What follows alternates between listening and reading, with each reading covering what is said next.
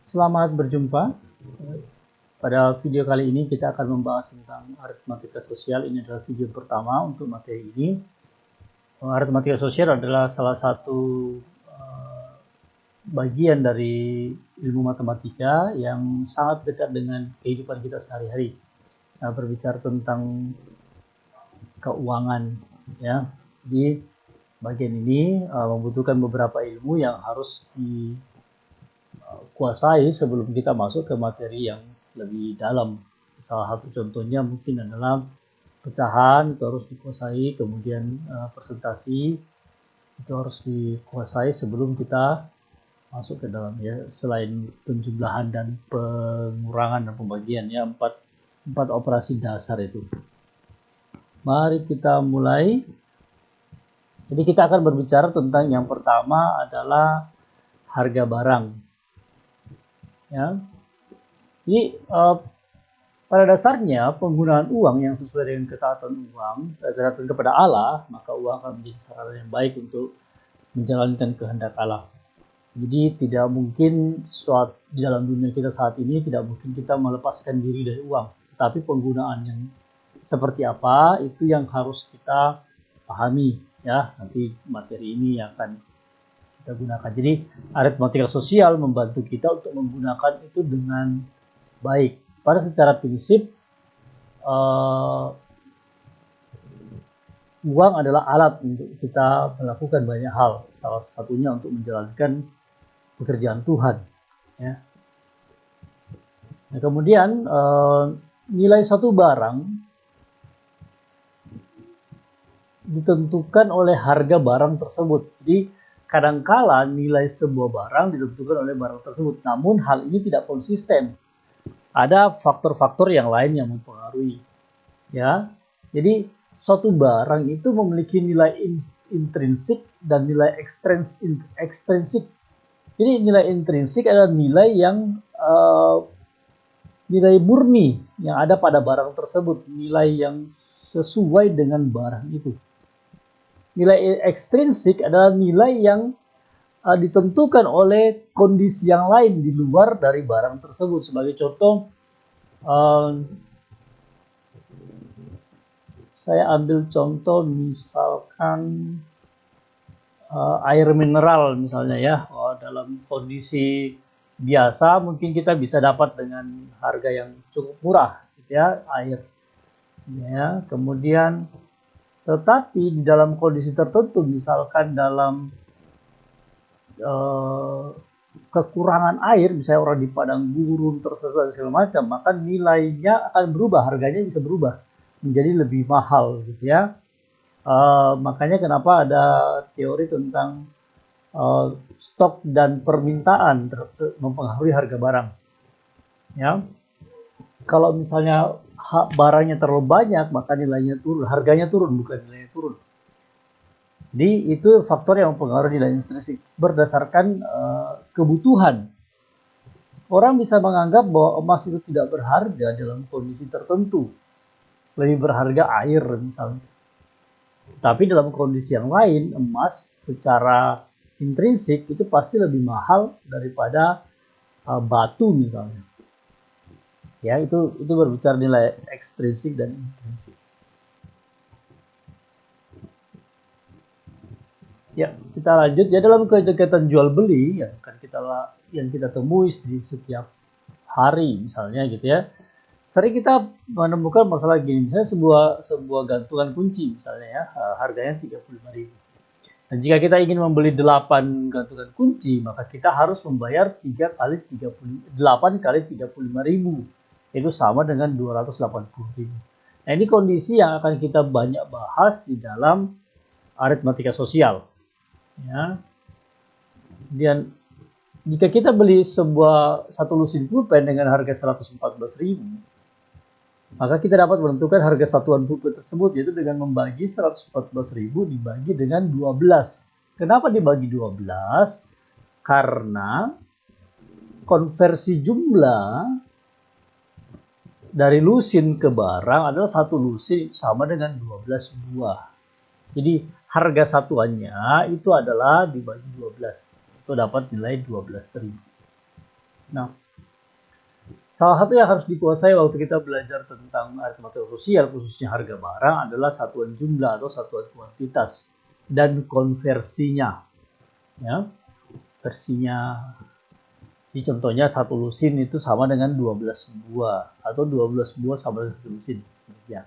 Satu gross itu sama dengan 12 lusin atau satu gross sama dengan 144 buah. Kemudian satu kodi itu 20 buah misalnya gitu ya. Kemudian satu rim 500 buah. Kadang-kadang ini lebih banyak digunakan di kertas ya. Berapa rim? Satu rim. Berapa lembar satu rim? 500 lembar. Nah, kira-kira begitu. Ini penggunaan yang kita gunakan sehari-hari. Ini kemudian ada harga keseluruhan dan harga unit atau harga satuan. Ya. Dan saya harga keseluruhan adalah banyak unit atau banyak satuan dikalikan harga per unit. Seperti kita tadi berbicara tentang pulpen gitu ya. Gantungan kunci. Berapa harga per unitnya? 35.000. Berapa banyak unit? 8. Maka harga keseluruhan adalah 8 dikalikan dengan 35.000.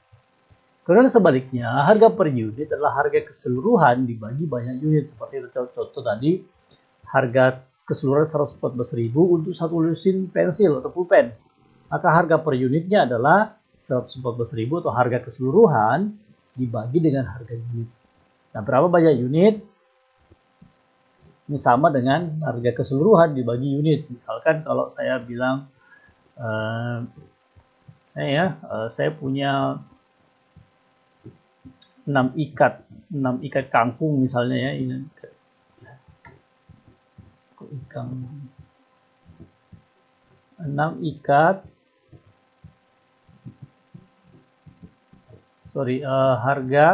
harga kangkung misalnya ya 12.000 atau 16.000 deh, 16.000 rupiah. Dapatnya harga per unit, harga per ikat, misalnya kangkung ya, kita bicara kangkung 16.000. Harga per ikatnya itu adalah 2.000 misalnya.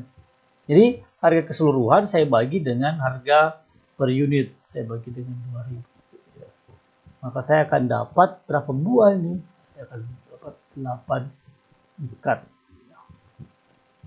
kangkung misalkan.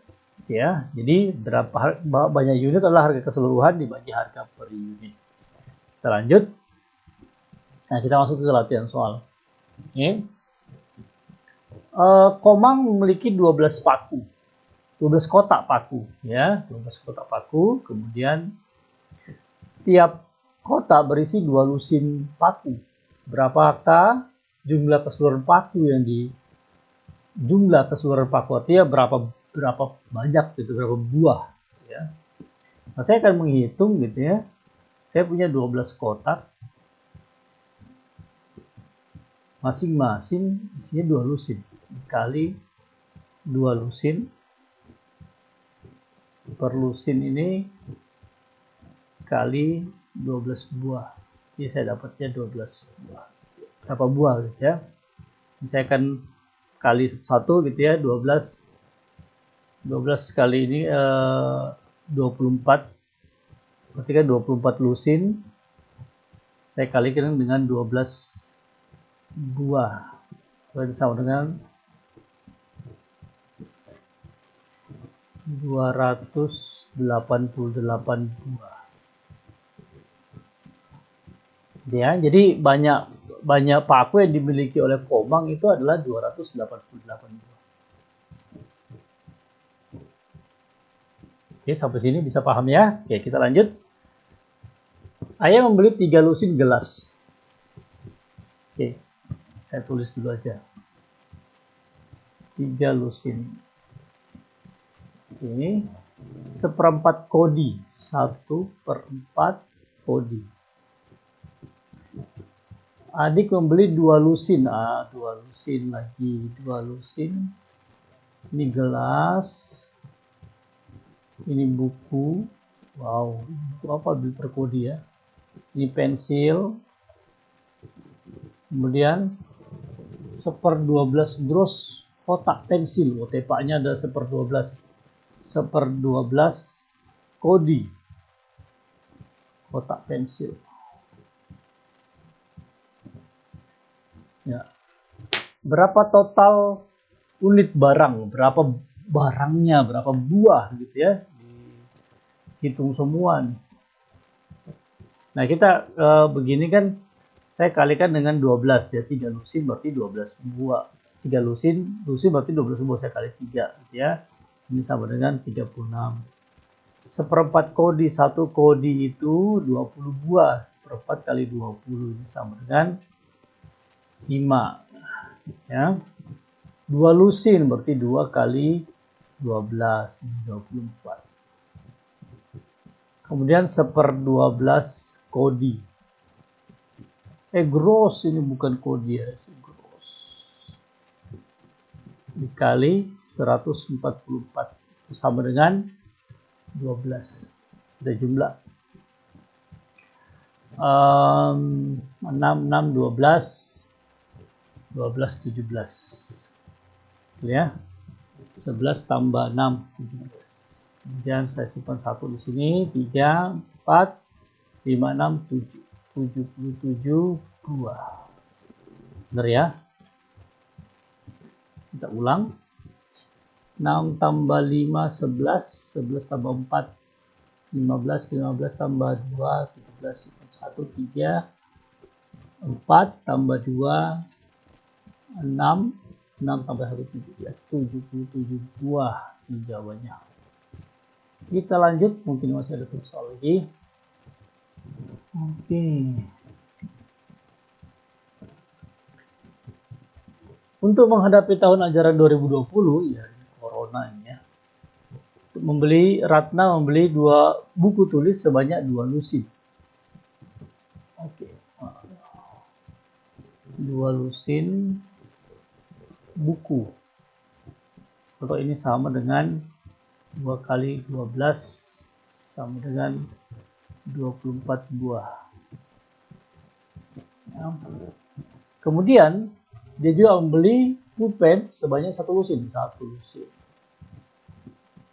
Pulpen. Ya, ini berarti 1 dikali 12 sama dengan 12 buah. Oke. Jika harga setiap buku adalah 6.000, harga buku per selemparnya gitu ya, sama dengan 6.000 rupiah, 6.000 dolar. Dan harga pensil ini sama dengan 1/3 harga buku. Jadi 1/3 dikali dengan 6.000. Ini sama dengan 2.000. Oke. Berapa uang harus dibayarkan oleh Ratna? Dikeluarkan oleh Ratna? Ya, itu pertanyaan yang sangat sederhana. Berarti ini saya kali dengan rupiah aja ya, kita anggap begitu ya. Dikali 6.000. Ini dikali dengan berapa tadi? 2.000. Kita hitung berapa tuh? 24 kali 6. 6 kali 4, 24. 6 kali 2, 12. Tambah 144.000. Benar ya?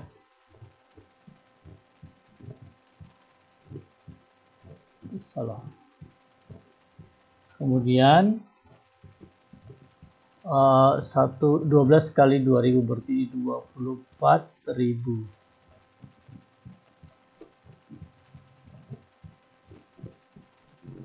Ya, benar. Nah, sekarang kita jumlah. Ini 03 udah pasti karena nggak ada nilai lebih kecil. Ini 8, ini 6. Jadi jumlah uang yang harus dikeluarkan Ratna ya minimal 168. Baik, demikian materi kita untuk harga barang. Kita akan lanjutkan di video berikutnya untuk membahas berikutnya kita akan bahas diskon dan rabat. Baik, sampai di sini. Tuhan memberkati.